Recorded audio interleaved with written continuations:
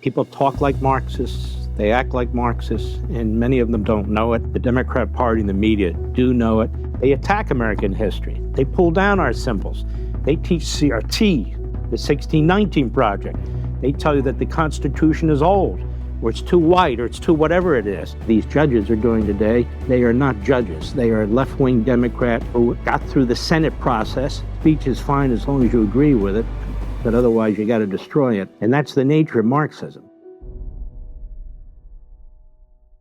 Ladies and gentlemen, I have the absolute honor of welcoming a true titan of conservative thought, a fierce defender of liberty, and one of the most influential voices in American politics today.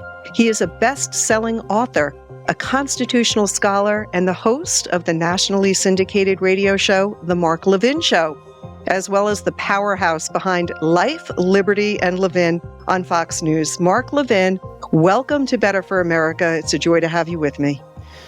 You know, Rebecca, the joy is all mine. You have a fantastic organization. You do fantastic things for the members who join your organization. You've been a sponsor for many, many years now, and we could not be more honored. It's my pleasure to be here. Well, thank you. That is the greatest compliment. I appreciate that so much. I want to jump right in, sir, and talk about your book. This is an incredible book, American Marxism. I've read the book. Everyone listening, if you haven't read the book, you've got to read the book. It is an eye-opener. It's an incredible book, American Marxism, but you detail how Marxist ideology has quietly infiltrated American institutions from academia to the media to government. So can you give our audience some examples how Marxist ideology has really threatened our American way of life, especially those 4 years under Joe Biden? Well, it's a great question. You know, the funny thing is, if people understand just a little bit about Marx, it's all over the place. People talk like Marxists, they act like Marxists, and many of them don't know it. The Democrat Party and the media do know it. Basically, it comes down to this. We patriotic Americans who believe in this country, we believe in the Judeo-Christian value system. We believe in the Reformation. We believe in individual liberty as explained in the Declaration of Independence, that it comes from God. And we experience it through reason and natural law. That's the Declaration. We believe the Constitution is built on that concept. That is, the sovereign of the individual, but you have to protect individuals from other individuals. And so that's the issue. Where does your liberty begin? You know, well, and where does it end? It ends at my nose. You've heard the lines. So the Constitution is absolute genius. It's built to protect the individual. It's built to promote the civil society, and it's built to maximize liberty. The other side, though, doesn't believe in any of that. You never hear them talk about liberty. You remember Barack Obama would take God out of the Declaration of Independence. They believe that mankind on earth determines everything. They believe that this whole idea of natural rights and unalienable rights, it's mysticism. It's a farce.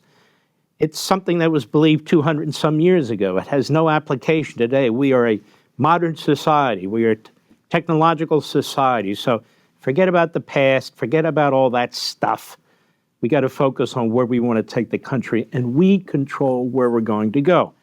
Now, this is the ideology of a Marx or a Hegel or Rousseau. It is not the ideology of a Locke or a Montesquieu, who our founders relied on. In fact, it's a complete repudiation of American history, which is why, I'm being long-winded, but which is why they attack American history. They pull down our symbols. They teach CRT, the 1619 Project. They tell you that the Constitution is old, or it's too white, or it's too whatever it is. Woodrow Wilson used to say, forget about the Declaration of Independence. It's utterly meaningless. And so who do they follow now? They follow a Bernie Sanders. What is he? He's a Marxist. Bernie Sanders went to a kibbutz in Israel that was a Stalinist kibbutz. It wasn't even a mainstream communist kibbutz. Who do they follow? AOC. What is she? Democratic socialist. Marx used to say socialists are halfway Marxists, on their way to becoming Marxists. So this is what the Democrat Party is.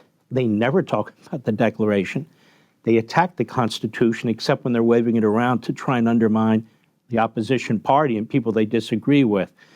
So American Marxism is in our schools. It's being taught K through 12 through the teachers' unions. It's in our colleges and universities. I call it the fusion between Marxism and Islamism, as opposed to Muslimism, Islamism, radical and violent. And it's in Europe. It's in their capitals too. So it's all around us. Everything we do, everything we hear. Hold on. I'm sorry, I've got a little asthma. Everything we do, everything we hear. You know, Friedrich von Mises was a brilliant economist at a so-called Austrian school. And he wrote what I started the program off with. We all talk like Marxists. You know, even we talk like Marx. We talk about the middle class. There is no class.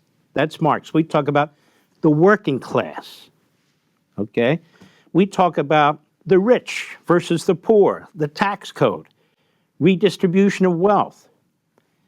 That is not what America was founded on, but it is the language of the hard left. Mm-hmm.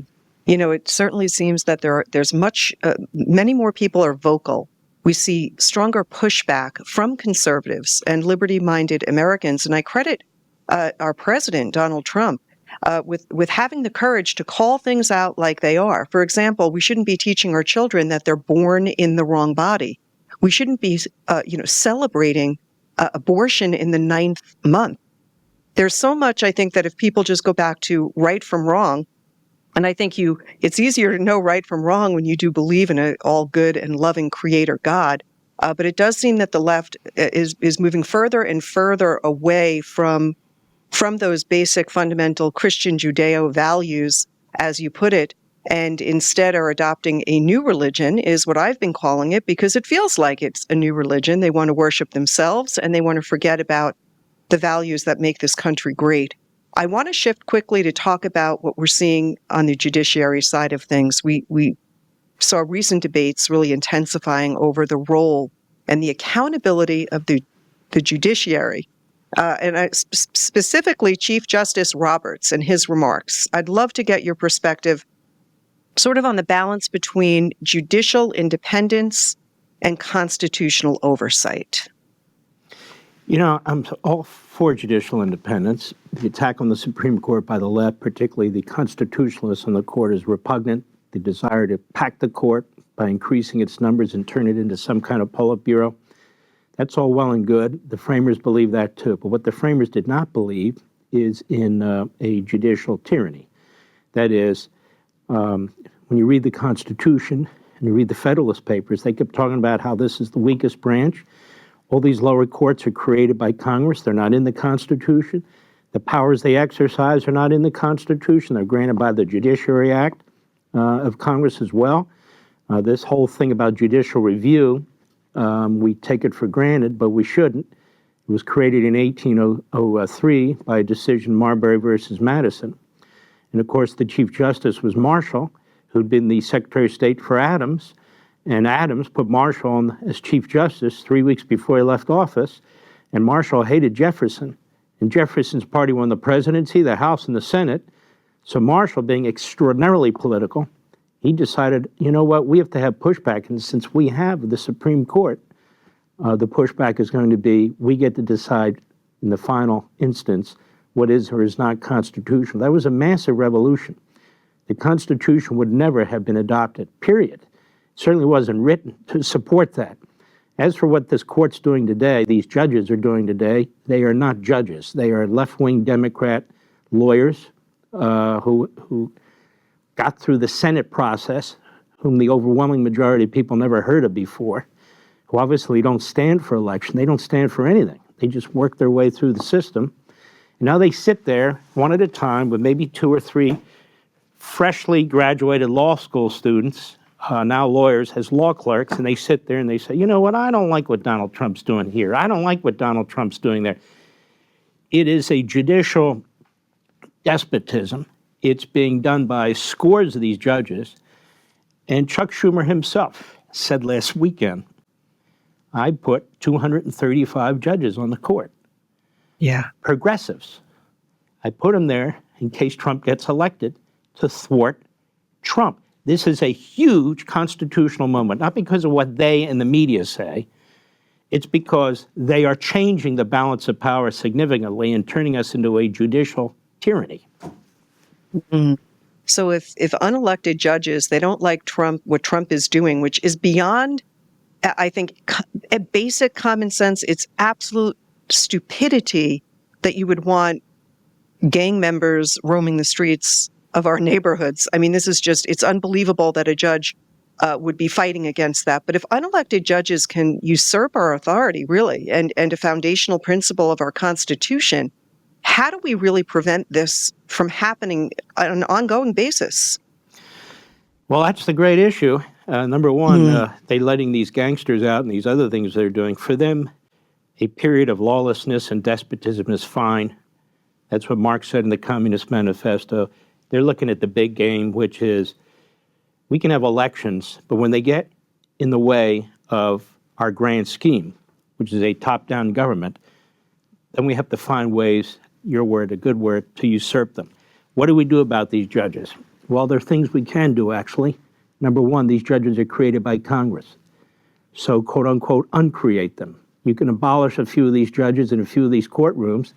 You have to get it through the Senate. They have a filibuster rule, and so that will be a problem. That said, I've already told Jim Jordan and others to figure out a way to apply it to some kind of spending or budget reconciliation act.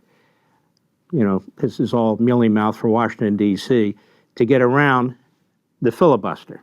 That's number one. Number two, you can also take jurisdiction away from them. The jurisdiction that they had was granted to them, these congressionally created judges. You can do that as well. I said, just pick a few like this guy, Boasberg, and abolish them. And tell them why. You're abolishing them because you're destroying our constitutional construct. One judge sitting in his conference room with two law clerks doesn't get to decide foreign policy, human resources policy, funding policy, and so forth and so on. You have a president who goes through this incredible process, this difficult process, where he's out with the people, where he secures their votes, where he wins this election. It goes on and on and on. Then you have some judge who's sitting there who thinks he's more powerful than the Supreme Court. You need a majority on the Supreme Court to make a decision. You got this guy sitting there just saying, no, I don't think so. Boom, boom, boom. 5 pages. And by the way, you violated my order. I may hold you in contempt, Mr. President. This is upside down. So you can have tyranny by the judiciary. We have it here now. We have it in Israel. We have it in parts in Europe. You can have tyranny by the legislature, Jefferson talked about, or you can have tyranny by a president or a single person. It comes in many forms. Our tyranny right now is the form of all these Democrat, progressive, Schumer, Biden, Obama, Clinton trial judges. Yes. Yeah, that's exactly what we see happening. And, you know, you really outline it well in your book, American Marxism. You argue that Marxist ideas, they don't just creep into our institutions, but they're aggressively pushed by legacy media, really as a propaganda arm. They shape narratives, they silence dissent. And you have been a relentless voice warning about media bias and big tech censorship. Because, you know, Mark, when we just hear about this judge and what his comments about, you know, turn the plane around, not liking what Trump is doing to keep Americans safe. They want to create sound bites around that. They want the American people just to hear little bits and pieces, get confused, not quite understand what's happening. And the left and legacy media, they want to smear Trump in any way they can. This is why it's so important that people are tuning into your show, listening to your radio show, and tuning in and renewing with AMAC. But, you know, how do we ensure that we're not at the edge, or are we at the edge of losing free speech in America for good? What do we do, to draw a hard line in the sand and say, no, we've got to speak the truth and save our First Amendment right of free speech? First, you make a great point. First, let's look at free speech. First of all, free speech is the glue that holds this society together. That's why in all these totalitarian regimes or something close, they go after language, they go after words, they change them, they invent new ones in service to the state. You can see that happening in our country. Somehow a Hamas supporter who shouldn't have been here in the first place, who is a leader of these riotous activities at Columbia University, Khalil, somehow that's free speech. But if you go on social media and you want to complain about a vaccine or something like that, whether or not you agree with them, somehow that is to be restricted disinformation. And that's the nature of Marxism. In other words, speech is fine as long as you agree with it, but otherwise you got to destroy it. Free speech is a very, very important, idea and very, very important notion. Now, it's not by accident that free speech and freedom of the press are in the same amendment. Now, by freedom of the press, our press is free, but what are they doing? They're not providing information. They're not providing knowledge. They're not alerting the American people to the serious dangers in government. They're mouthpieces for the Democrat Party, and they're mouthpieces for that ideology. I wrote another book, I wrote a lot of them, called Unfreedom of the Press, and I go through how the Democrat Party basically populates the press. So this whole thing about Marxism, people need to remember, the goal is to conquer the culture, destroy free speech, freedom of association, academic freedom, threaten, use social pressure, wokeism. This all comes out of the same thing. You were talking earlier about abortion and things of that sort. Destroy the nuclear family. Destroy all these moorings to faith, to family, all these other social constructs. Destroy them. Why? Because the world begins today. And these masterminds and these leaders of the Democrat Party and the media and so forth, they're the masterminds. Why? Are they smart? No, most of them are actually quite stupid. It's just that they grab the power to do it. It's all about power. That's the bottom line, power. And they're power hungry. And that's what Marx was and Hegel and all these guys, power hungry. So the bottom line is, when it comes to free speech, they don't believe in free speech. They are changing our words. You can't call a woman a woman. I mean, you have a Supreme Court justice who humiliated herself and probably doesn't even think she did. She wouldn't define what a woman is. So you can see how poisonous and ubiquitous this is. You're exactly right. It sure is. And Mark, before you run, I have a final question. I want to talk about sort of where U.S. interests and media narratives collide, and that is Israel's fight for survival. Now, you've spoken about the historical and legal foundations of Israel's right to exist. How do you think media bias and political narratives have really distorted the truth about Israel's self-defense, and what can be done to correct these misconceptions? It's the same thing, oppressor versus oppressed. If Israel, let me put it to you this way. Before Israel had its own strong army, including an air force and all the rest, and it was surrounded, and when they were attacked, the media supported Israel 50 years ago. Now that Israel, because it's a quasi-capitalist, quasi-free society, given the actions of their judiciary over there, but it's certainly an open society. They've been able to build up its military, build up its intelligence systems. They are able to defeat their enemy, and now they're the oppressor. So in the Marxist Islamist mind, and I say there's a fusion going on of the two, because they both reject what you and I and our viewers support. Israel's the oppressor. Israel's the imperialist, the colonialist. Israel's taking land that doesn't belong to the land. Israel's killing people. Our media fall right in line because our media is part of this whole American Marxist ideology. As I say, it's seeped through all these institutions, and for them, they need to conquer the culture, and they have conquered the culture. We don't have a free press. The press is free to say whatever it wants, but we don't have a free press. It is essentially a state press. And I don't mean whoever the president is. It is a state press. It represents the bureaucracy. It represents the unelected judges.